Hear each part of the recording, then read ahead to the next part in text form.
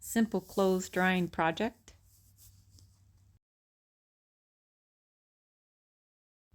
My quick invention.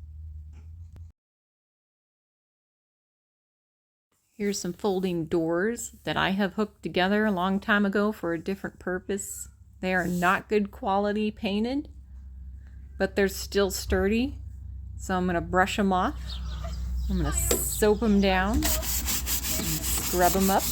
Make sure there's nothing left on them from being stored in the garage. There's chicken food and sometimes some mice in there. So we'll just sanitize it and clean it and take off one of the doors. We're going to put it on the other side. Make sure everything's dry. Hook on a couple handles on the back. And these are for carrying the entire thing folded up.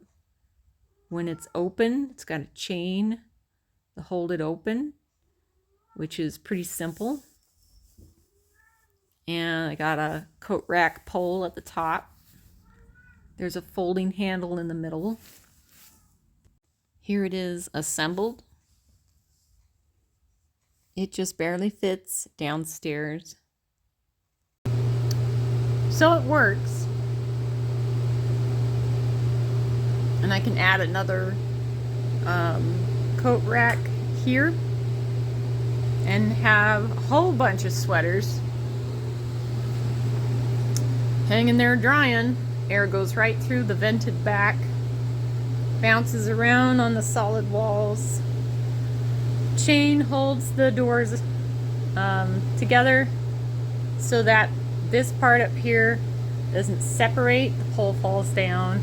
You don't want that. So that's what the chain is for, to keep this up here tight. And obviously I showed you how if you pull the handle in the middle, so you remove the chain, you remove the pole, the clothes, pull the handle in the middle while holding the door, you can fold it up, lay it on its face, these pointy sides, and the handle's tucked in, the hooks are tucked, they already stay tucked in. And then you lift it up as a solid unit with these two handles on the back. So there's two handles on the back to carry the whole contraption. This is 6 foot 7 inches. So nice and tall. It's not the best colors. It used to be in my office. I made jewelry by hand, which I still have all that jewelry, all the supplies, and I'm still selling that jewelry. People are still buying it, a little bit at a time.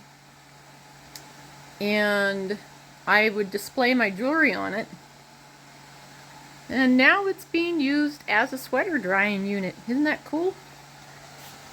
So instead of, nobody wanting it on the Craigslist or Facebook because they didn't know what to do with it and it wasn't perfectly clean and they couldn't resell it once they got it, which is usually the same story I hear every time, is, oh yeah, I need this. And you say, well, it's not that great. Well, I guess I don't need it. And then they won't, A, fix it up, B, they won't even pay money for it. They want it for free. Same thing. It's just people wanting free stuff so they could resell it. And if people didn't want to buy it in the first place, nobody's going to be able to resell it, especially if you don't want to fix it up. That's your fault. So now I have a sweater drying closet that's portable. Thank you, genius. Yes, I am. So I'm making a quick video to describe why I made a sweater drying rack. For many years, I've watched my grandmother dry her knitted items on a towel hanging over the doors in the hallway.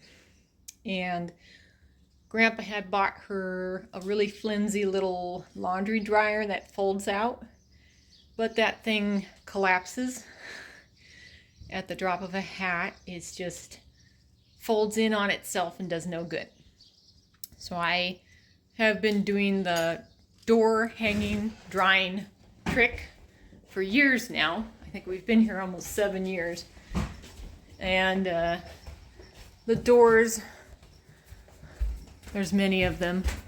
And you just throw a towel on, you put your wet spun dry sweater on top, and leave the doors all open. And then I would also use the shower curtain rack to dry knitted items. So now with this little idea, I can dry quite a lot of knitted items. I was going to put